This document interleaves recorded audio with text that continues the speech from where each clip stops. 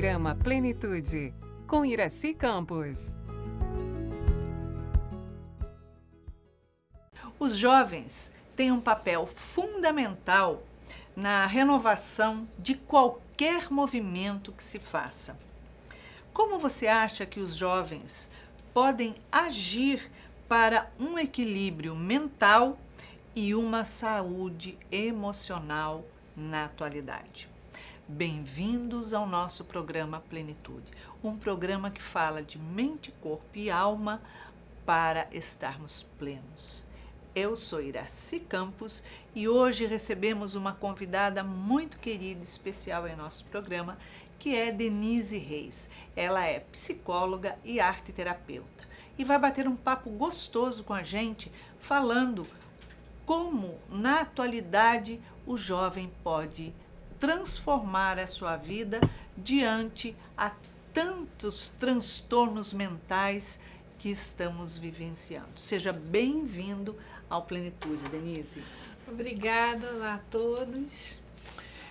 E olha que o babado é quente, né? Total, né? Total. Quanto mais a gente vê, quanto mais a gente escuta, mais a gente assim, eu tô vendo certo, eu tô escutando certo. É como se antes de um momento em que a gente atinge um nível melhor de consciência, como se houvesse um enlouquecimento, né? Sim. Das massas, mas principalmente dos jovens, mas só que são justamente eles que precisam trazer essa força, né, para dar um impulso, um impulsionamento, né, para que a gente consiga chegar onde a gente quer, né? Onde pelo menos a gente tem que chegar. Só que o que acontece, né? Se hoje você tem informações muito truncadas, muita bobagem, né, vinda pelas mídias. Nossa. Muita bobagem, muita. Né? A gente já fala sobre o cérebro podre, né? Da superexposição nas mídias. E você percebe uma desconexão que fala sobre a identidade de cada um deles. Sim, porque eles têm uma dificuldade tão grande de se relacionar com o outro que a forma de se relacionar com o outro é somente escrevendo através de mensagem, meias palavras, Sim. Nada mais, mas quando se aproxima do outro, olho no olho, falar do que pensa, do que sente, falar dos seus sentimentos, né, dos seus ideais, aquilo tudo cai por terra. Não consegue se expressar. Não se sustenta. Não. Né? Então hoje você tem aberrações, né? Coisas graves, coisas menos graves, mas ainda assim ainda não tem uma força tão grande para mudar tudo isso. E você tem uma piora também dentro das universidades, né? Das escolas. Nossa. Ontem mesmo eu estava conversando com uma pessoa que acabou de entrar na faculdade. E ela estava falando que ela estava muito preocupada com o que ela estava vendo, com o que ela estava ouvindo e a pressão sobre como ela deveria se comportar lá dentro, sendo que ela já sabe como se comportar. Né? Claro. E o que eles estão propondo não foge totalmente aquilo que ela acha aceitável. Principalmente quem vem de uma família estruturada. Não precisa ser uma super família, cabeça, tal. Não, uma família estruturada, uma família normal, com seus conflitos, com seus amores, afetos, desafetos, com as suas dificuldades de relacionamento, mas uma família estruturada. Sim, mas parece que, na verdade, não os jovens que pensam dessa forma estruturada estão fora, né, de todo o grupo que diz, você tem que pensar como eu penso. Se você não pensa como eu penso, você não tem nem que estar aqui, não é o seu lugar. Né? Então, existe as questões sobre radicalidade e uma certa fuga, né, daquilo que a gente preza dentro das instituições de ensino, que é o conhecimento, que é o que liberta. Né? Então, hoje, o que é oferecido para eles como conhecimento é muito raso, muito pouco, muito baixo. Tem uma outra que também estava conversando comigo, que ela falou que ela não estava conseguindo entender o que é, como é que ela ia fazer a prova de filosofia. Eu falei, mas filosofia é tão legal, gostoso. Né? O conceito humano, mudou, os tal, filósofos... Ela falou, não, mas é que eu não consigo entender. O que é para falar o quê? Ela falou assim, mas basta você ver qual é o tema, né? Cai em cima do tema e estuda. Eu falei assim, mas a aula toda, o professor só falou sobre Platão e Sócrates. Eu falei, legal, né? Olha só, eu estava com o livro dos Espíritos do lado, né? Ainda mostrei para ela. Falei, que legal, olha só. Ela falou, não, mas ele passou a aula inteira falando que eles eram gays. E a turma adorou na hora que ele falou isso, e aí ele passou a aula inteira falando isso. Eu não sei nada sobre Platão e Sócrates, a não ser que eles sejam gays. Não, mesmo porque, sendo ou não, a opção sexual deles só pertence a eles. Ninguém tem que pensar nisso. O que você faz com seu orifício é problema seu, Que é não pessoal. é diante do que eles trouxeram Que pro isso? início do Isso que ele pensamento falou humano, é imoral. que é tão rico, né? Que é tão interessante, isso acaba reduziu tudo aquilo que eles fizeram a uma coisa que, sinceramente, naquela época era uma outra história. Mas não foi só o que chamou a atenção, mas a postura desse professor e não trazer o que tinha de mais valioso na história. Então, o que é valioso no conhecimento está se perdendo, assim como na música, né? Sim, não tem música de qualidade, música que transmita mensagem, que envolvam, que emocione. Tem músicas vazias, chulas, com um linguajar vulgar demais. Sem elevação não nenhuma. Tem melodia. Não tem melodia. Tem nada. E aí você tem o empobrecimento da cultura, né? Tendo isso... Que já não é grande coisa no nosso país, coisa. Né? E a gente sabe que a cultura, a sociedade, eles são pontos fundamentais para a formação de um indivíduo, né? Uhum. Vem de casa parte para a sociedade, diante dessa sociedade eles recebem as informações da cultura onde eles vivem, Exato. né? País, religião, tudo isso, e aí é que eles podem formar uma estrutura de não só um crescimento, mas de você fazer uma construção pessoal em cima da sua identidade. Uhum. Quando você tem um empobrecimento disso, o que acontece com aquele ser e com aquela identidade? O que sobra, né?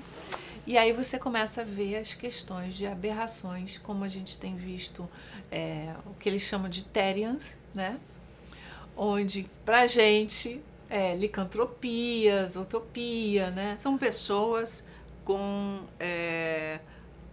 o seu psicológico, a saúde mental zero, não tem saúde mental, é desequilíbrio, é doente. Isso é uma doença mental, onde é necessário um tratamento psiquiátrico, psicológico, internação, excluir isso da sociedade para que sejam tratados, porque isso é uma aberração. Sim. É uma aberração.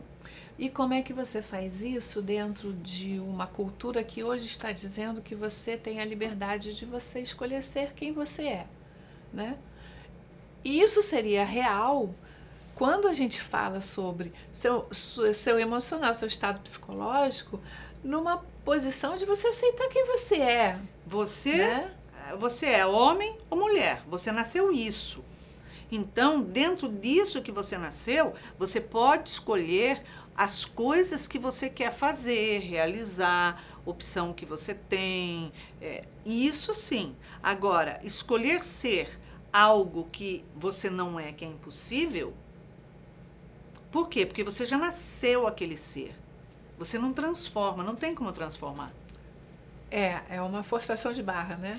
Nossa, pra você tentar se um adequar absurdo. dentro de um pensamento que talvez você pudesse compreender um pouquinho mais sobre si mesmo. Porque tem pessoas que fazem até cirurgia plástica, que a gente estava falando, para puxar pra... a orelha, para parecer Sim. bicho. Botam presas. Eu acho que o profissional não, vamos lá, aquele que se intitula cirurgião plástico, porque de profissional não tem nada, se coloca numa posição de fazer uma cirurgia dessa, ele devia ser processado e preso. O próprio meio médico deveria impedir que ele exercesse uma profissão que é de tão grande mérito e honradez. Eles estão jogando no lixo.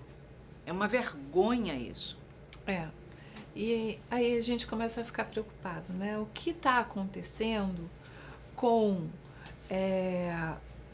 todos esses jovens? O que está acontecendo nesse momento para esses jovens estarem se comportando de uma forma tão longe daquilo que é o mais importante para a gente, né? O que seria importante para o indivíduo, né? Você falava muito disso, que é ganhar a sua própria autonomia, né? Onde, própria autonomia, redundante, mas tudo bem.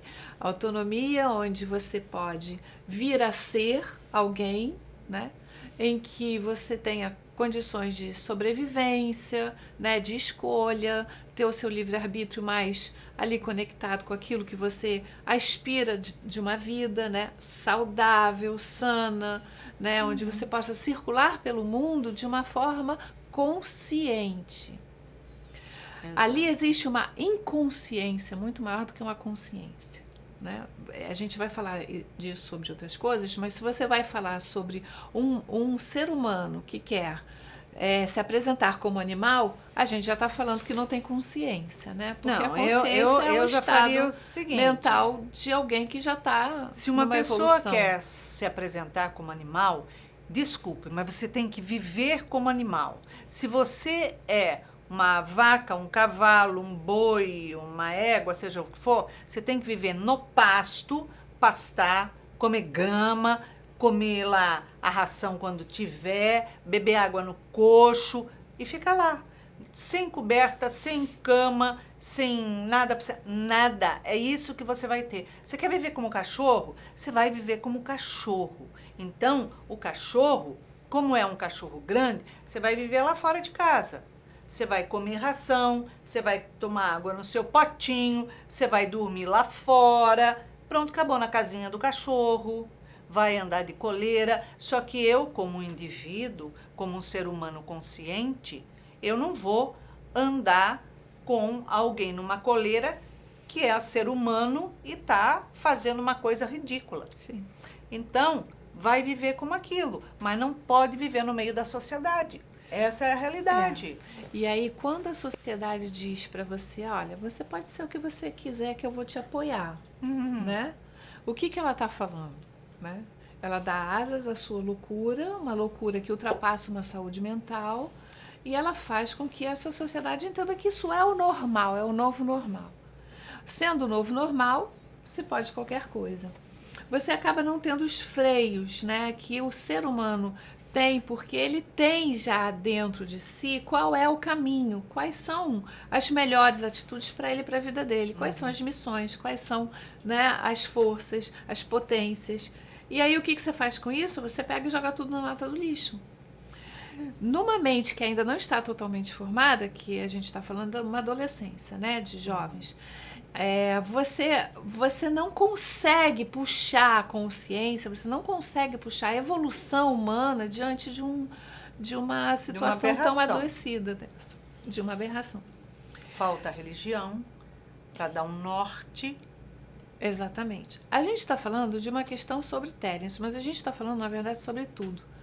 É sobre as drogadições, o alcoolismo, sobre a sexolatria, sobre a forma de pensamento. Os jogos que hoje consomem os jogos dentro dessa internet. O vício sempre jogos voltados para muita violência, né? Sim. Então, isso tudo vai empobrecendo o ser. Justamente no momento em que a gente tem que estar buscando se enriquecer, se fortalecer para tudo que está pela frente. Como é, né? se o objetivo da criação de Deus é o progredir, é o progresso, como é que eu vou andar para trás? E, na verdade, eu não regrido porque eu não perco aquilo que eu aprendi. mas eu me desmoralizo e me torno cada vez mais ignorante, inferior à sociedade. Sim.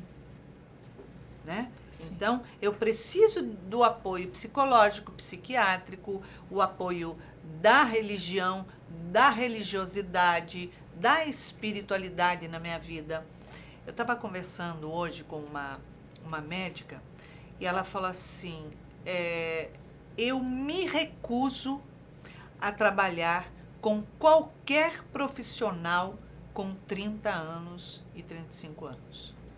Eu me recuso, porque eles não têm responsabilidade, eles não querem crescer, eles não querem trabalhar, eles não querem nada com a vida. Então, na minha equipe, jamais.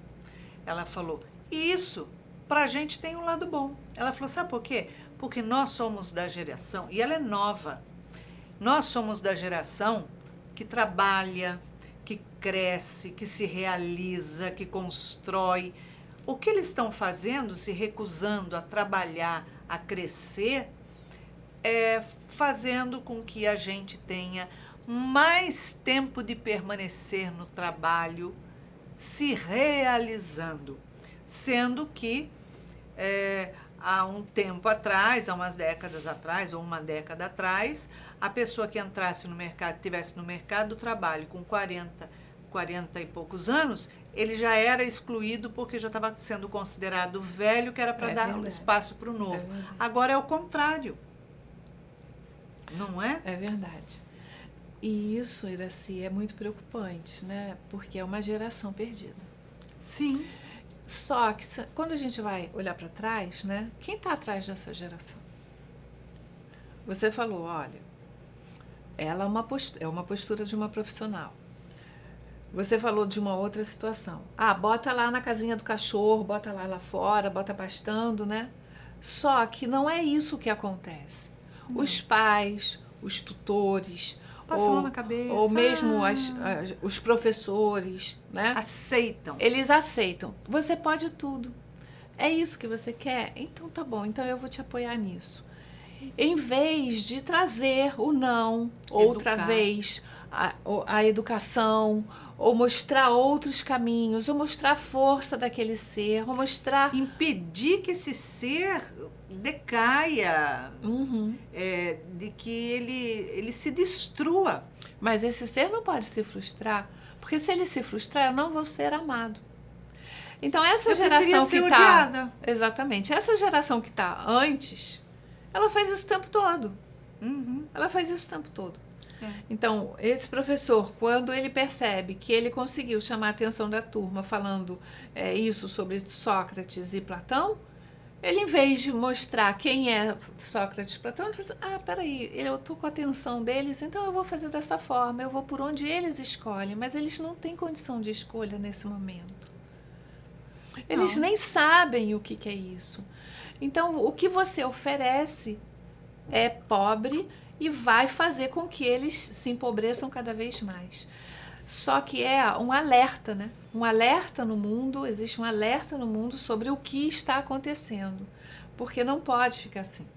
Essa geração que vem anterior dele é a geração que mais aprendeu a lidar com dinheiro.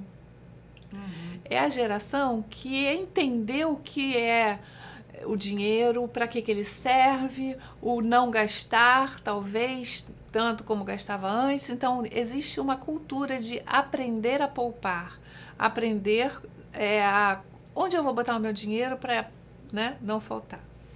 Materialista ou não, e não é essa a questão, a gente começa a refletir em cima disso. Para onde vai esse dinheiro Quando a todo? gente for embora, acabou o milho, acabou a pipoca. Exatamente. Certo? Acabou o dinheiro. Vai ter que trabalhar. Vão ficar para os ténis. O que essa geração que não sabe nada, que não consegue fazer uma simples reflexão sobre qualquer assunto, vai fazer com o dinheiro. Uhum. Né? Então, a gente está diante de uma crise da sociedade absurda. E existe, pelo menos eu percebo, uma força muito grande em torno de uma destruição, né, Da em sociedade. cima desses jovens que são os mais vulneráveis, e que se a gente não fizer E da- nada, a gente vai só permitir. E do próprio governo, que quanto mais ignorante o povo se torna, menos estudioso, menos culto, melhor, porque a massa de manobra. Bom, e a gente agora vai ter que arregaçar as mangas e trabalhar, né, Iraci? Porque cabe a cada um de nós, a responsabilidade de fazer alguma coisa, de não ficar de braços cruzados só falando, só criticando, né? De jeito Então, nenhum, as tem casas que trabalhar. espíritas têm que encher as suas salas de jovens. É constante o trabalho, né, de conscientização, de chamar eles, de entender como é que essas cabeças estão funcionando, de acolhimento, né, de ajudar no discernimento para cada coisa, o fortalecimento. Olha, tá difícil, não consegue parar de beber, não consegue parar de fumar, não consegue, né? A gente precisa falar, né, trazer a consciência, estar juntos. Trazer ali conteúdos, coisas que possam despertar neles a vontade, de verdade, de crescer, de tomar as rédeas da sua vida, construir, de sentir o sabor da realização, de sentir o sabor do pertencimento pelo amor, pelo crescimento e não do pertencimento através da deteriorização do seu cérebro e do seu corpo. Você falou tudo, é exatamente isso. Né? E a conscientização desses pais, né, dos professores, de todos aqueles que têm contato com esses jovens, né? Aciona os terapeutas, aciona a família, né, os primos, quem tiver um pouco mais de consciência, mas é momento de arregaçar as mangas e dizer: estamos preocupados com a saúde mental dos nossos jovens e a gente precisa fazer alguma coisa. E tem que haver uma união dos pais, né, em torno desses jovens para dar amor educativo, que não é amor de passar a mão na cabeça, poder fazer tudo, não. Um amor educativo, sim, sim, não, não, vai sim para a igreja, para o centro espírita, comigo. Ah, eu não quero. Então também não vai comer. Espera aí, você quer se alimentar? Você quer ter o conforto da sua cama? Mora dentro da minha casa, quem toca a banda sou eu. Sim. Não tem autonomia, também não tem direito de opinar.